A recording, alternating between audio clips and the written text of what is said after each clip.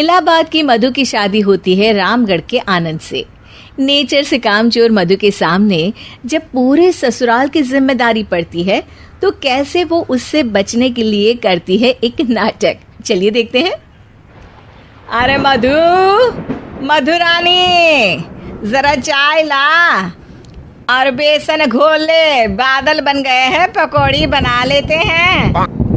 ओह, अभी अभी तो दिन का खाना खाया है, अब पकौड़ी तल दूं? अरे इतना खाएंगी तो फट जाएंगी, चला तो जाता नहीं इनसे। तभी आनंद आ जाता है। अरे मन कर रहा है पकोड़े खाने का। मधु देखो ना, बादल बन गए हैं, ऐसे में पकोड़े मिल जाए तो मजा आ जाए। अरे अभी तो बादल बने हैं, जरा 2-4 बूंद टपक तो जाने दो, बना दूंगी पकोड़े भी। ये बोलकर मधु वहां से चली जाती है। अरे मधु, मधु बूंदे भी बरस गई, अब तो बना दो पकोड़े। अरे बूंदा बूंदी तो रोज होती है, जरा जमकर बरसे तो पकोड़े तलने में और सिखाने में दोनों में मजा आ जाए। ये बोलकर मधु वहां से चली जाती है और मधु के साथ ही बूंदा बांधी कर बादल भी चले जाते हैं। मधु अपने कमरे में जाकर कहती है, अरे भगवान, ये सारा कमरा फैला हुआ है, कैसे साफ होगा? तभी मधु को आइडिया आता है और वो जोर जोर से चिल्लाती है, हे भगवान, मेरा 2000 रुपए का नोट कहाँ चला गया? किसी ने देखा क्या मेरा 2000 का नोट? तभी वहां मधु की ननद और नौकरानी आ जाती है। अरे भाभी, मैं देख देती हूँ। कैसे देखोगी दीदी, सारा कमरा तो गंदा पड़ा है।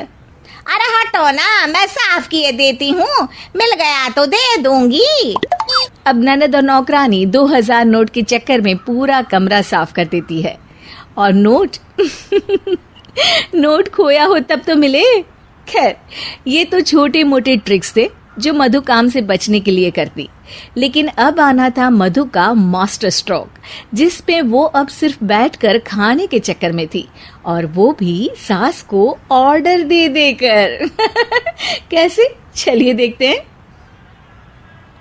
एक फ्रेम में एक फोटो है जिसमें सास की सास यानी कि मधु की दादी सास, मोटी बिंदी, काला मोटा चश्मा, कॉटन की साड़ी और चेहरे पर रौब। वहां उसी फोटो के नीचे खाट पर बैठी मधु, और मधु का गेटअप बिल्कुल वैसा ही था। मधु दादी सास की भूमिका में कहती है, अरे चंदावती, चंदा रानी, जरा चाय दे मलाई मारकर। मधु की सास यानी कि चंदावती कहती है, अरे इस नाम से तो सिर्फ मुझे मेरी सास बुलाया करती थी, ये कौन है देखूं तो जरा। अब सास मधु को अपने सामने अपनी सास की भूमिका में देखकर जोर जोर से हंसती है। मधुरानी, कोई तमाशा चल रहा है या ड्रामा? जाकर चाय लेकर आ। मधु, जो कि ये दिखा रही थी कि वो सास की सास है या फिर उसकी आत्मा उसमें आ गई है, वो क्या करती है?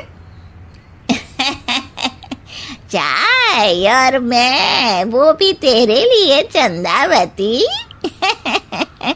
यही सिखाया है तेरी माँ ने। यार, एक तो डायलॉग बदल बहू, तू सास बनकर जो माँ पर सीधे चली आती हो, ये ओल्ड फैशन हो गया है, जरा अपडेट हो जा। और वैसे तू कुछ भी बन, उसके पहले चाय लेकर आ। अभी सास कुछ बोलती कि वहां मधुर के ससुर आ जाते हैं। वो मधु को देखते ही पागल सा हो जाते हैं। माँ, मेरी माँ, माँ तू वापस आ गई। अरे धत तेरी की, अभी एक का नाटक खत्म नहीं हुआ कि दूसरा आ गया। अरे हद है, तेरी जबान तो चलती ही जा रही है, सामने मेरी माँ बैठी है। अरे इनका चेहरा देखने को तरस गया था मैं, मेरी माँ वापस आ गई। ये देख, मेरी माँ आ गई। ये नहीं कि देसी घी के लड्डू बनाए बस जबान चला रही हो। अरे जाने ते धनकलाल, इसे तो शुरू से ही बोलने की तमीज नहीं है। मेरी तो आदत हो गई है दब दब कर रहने की। नहीं नहीं माँ, ऐसे कैसे, ये सब करेगी। अच्छा, मैं दुकान जा रहा हूँ, शाम को तेरी पसंदीदा गर्मा गर्म जलेबी और समोसे लेकर आऊंगा माँ। ससुर वहां से चले जाते हैं। अब बेचारी सास अपनी ही बहू के नाटक में फंसकर सारा दिन सारी रात काम करती। लेकिन कब तक?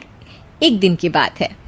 बेटा आनंद, मेरे तो हाथ पैर सब दर्द हो रहे हैं, मुझसे नहीं होता इस उम्र में इतना काम। हाँ माँ, तू ठीक कह रही है। वैसे भी माँ, दादी को तो मरे अभी सिर्फ 5 साल हुए हैं, फिर मधु कैसे दादी हो सकती है? अरे वही तो बेटा, मैं तो ये सोच रही थी कि कहीं दादी मधु के रूप में तो पैदा नहीं हो गई। मतलब ना, ये सारा नाटक है बेटा, लेकिन अब जल्द से ये नाटक बंद करा दे तू। ठीक है माँ, लेकिन अब मधु को मधु की जुबान में ही सिखाना होगा। दोनों माँ बेटा कुछ बात करते हैं और अगले दिन सास मधु का बड़ा सा सोने का हार गले में डालकर घूम रही होती है। मधु जैसे ही अपना हार सास के गले में देखती है, परेशान हो जाती है।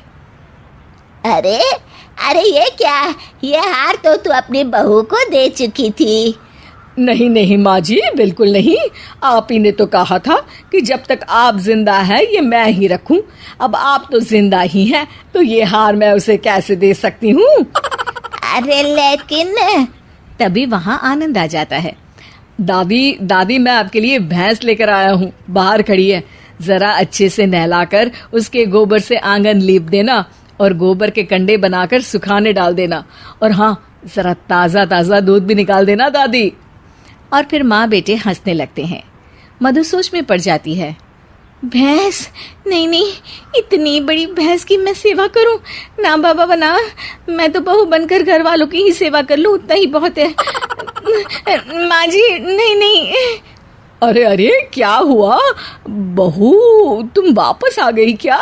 तुम्हें सब कुछ याद आ गया? हाँ हाँ, सब याद आ गया, पूरा पूरा याद आ गया। अब सास चैन से खाट पर बैठती है और जोर से कहती है, सब याद आ गया ना? तो चले जा, चाय लेकर आ, और वो भी मलाई मार कर। ऐसे और भी वीडियोस देखने के लिए चैनल को सब्सक्राइब करना ना भूले।